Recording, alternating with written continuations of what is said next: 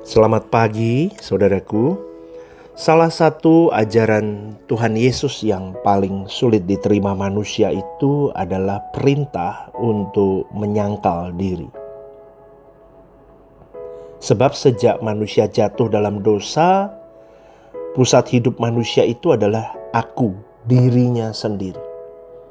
Jadi semua keinginan, keputusan, dan cita-citanya berputar di sekitar kepentingan diri sendiri. Bahkan ketika seseorang datang kepada Tuhan pun, manusia lama itu masih terus tetap berkuasa. Coba Anda lihat bagaimana kehidupan kekristenan kita masing-masing, atau kekristenan di sekitar kita. Benar nggak omongan saya ini?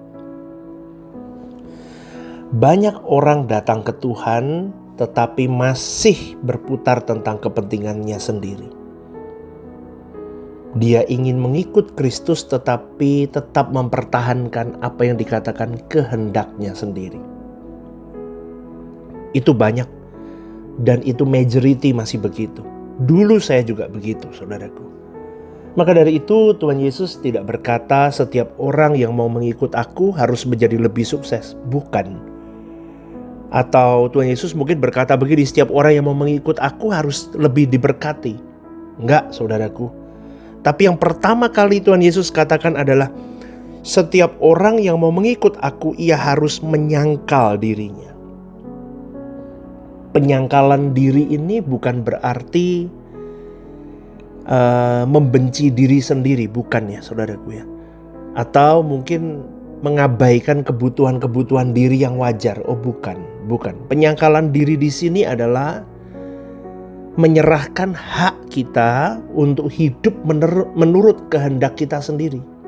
Kita serahkan ke Tuhan supaya kehendak Tuhan menjadi satu-satunya agenda yang harus kita kejar. Inilah kehidupan yang dijalani oleh Tuhan Yesus. Di Taman Getsemani, ketika salib sudah ada di depan mata, dia berdoa begini, bukan kehendakku melainkan kehendak-Mu lah yang jadi.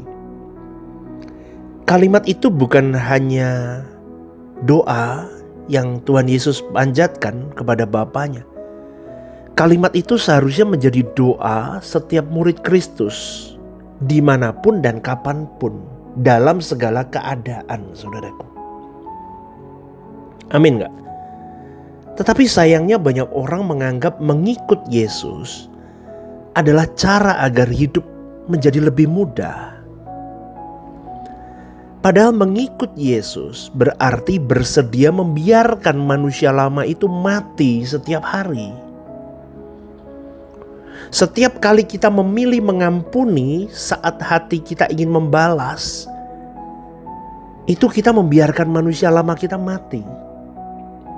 Setiap kali kita berkata jujur ketika kebohongan tampak lebih menguntungkan, kita sedang membiarkan manusia lama kita mati. Setiap kali kita tetap setia ketika tidak ada seorang pun yang melihat kesetiaan kita, kita sedang membiarkan manusia lama kita mati. Setiap kali kita menolak keinginan daging demi aku mentaati apa yang menjadi firman Kristus, sesungguhnya kita sedang memikul salib dan mematikan manusia lama kita. Salib bukan sekedar penderitaan yang datang kepada kita, tapi salib adalah keputusan sadar untuk tetap taat kepada Allah, sekalipun ketaatan itu menuntut pengorbanan. Bahkan sampai di titik pengorbanan yang tinggi, saudaraku. Inilah yang sedang dikerjakan Roh Kudus di dalam hidup kita. Dia tidak hanya menghibur ketika kita lemah, tetapi Roh Kudus juga membentuk kita menjadi pribadi yang tidak lagi dikuasai oleh ego, ambisi, dan keinginan diri. Karena selama aku dalam tanda kutip masih bertahta, bagaimana Kristus bisa sepenuhnya memerintah dalam diri kita, saudaraku? Coba renungkan hal ini, saudaraku. Banyak orang ingin menikmati kuasa kebangkitan Kristus, tetapi banyak orang tidak berani memikul salib. Banyak orang ingin menikmati kuasa kebangkitan Kristus tetapi menghindari salib. Padahal tidak ada kebangkitan tanpa kematian, tidak ada kemuliaan tanpa penyangkalan diri, tidak ada keserupaan dengan Kristus tanpa kesediaan memikul salib tiap hari, tiap saat, saudaraku. Maka kalau saudara sering mendengar saya dalam khotbah, dalam renungan, saya selalu katakan mengiring Kristus itu menderita. Karena penderitaan itu adalah jejak cinta kita kepada Bapa dan Tuhan Yesus. Karena kalau kita tidak mengiring Kristus dengan penderitaan memikul salib, artinya mematikan manusia lama kita, kita tidak akan pernah sampai kepada Bapa. Karena banyak orang hari ini hanya hidup untuk dirinya sendiri. Semakin kita hidup bagi diri sendiri, semakin kita jauh dari hati Bapa. Karena hati Bapa tidak dipuaskan dengan hidup kita yang hidup bagi diri kita sendiri. Tetapi sebaliknya, semakin kita rela kehilangan hidup, artinya rela kehilangan kenyamanan, rela kehilangan comfort zone, hanya untuk hidup mengikut Kristus. Kita mau nampakkan Kristus dalam hidup kita, semakin hari semakin nampak. Lah disitulah hati Bapa dipuaskan. Ngerti ya saudaraku? Jadi kompleksitasnya di situ memang. Dunia mengajarkan pertahankan hakmu, tetapi Kristus mengajarkan serahkan hidupmu.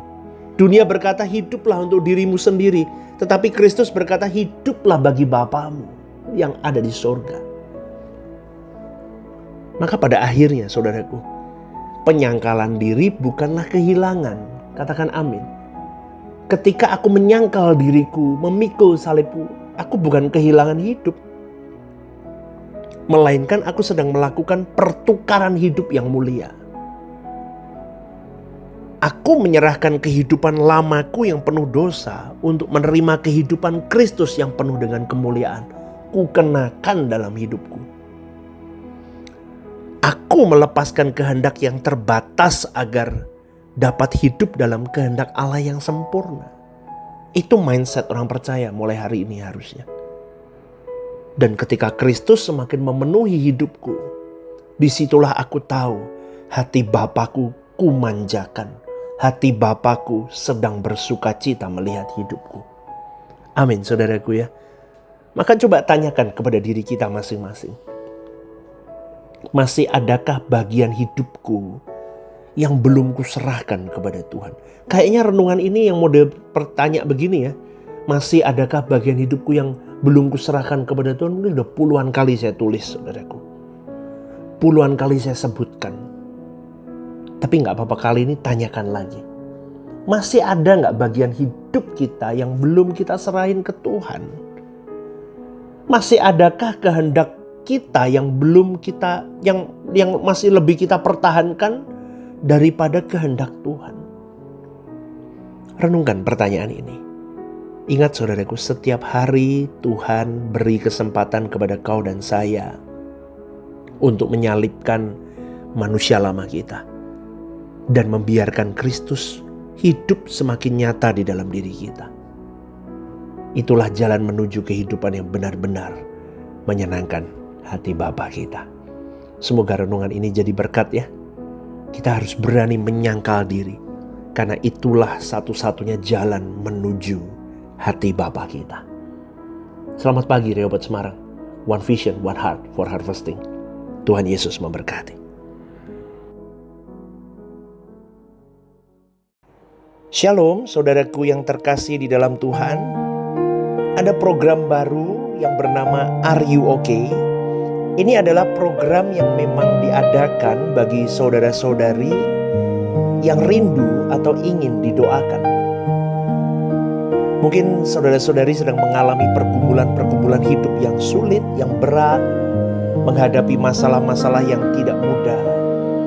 Saudara-saudari bisa klik di formulir online yang tertera atau scan barcode di situ. Anda bisa tuliskan di sana apa yang menjadi pergumulan masalah Anda yang ingin didoakan. Tujuannya satu, Anda tidak merasa sendiri.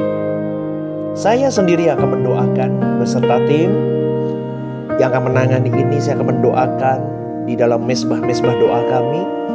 Tujuannya satu, supaya saudara-saudari merasa ada yang support, tidak sendirian berjalan menghadapi beratnya kehidupan ini. Ini kerinduan saya, kita berbagi kasih secara nyata, dan kiranya program baru ini bisa menjadi berkat untuk kita semua.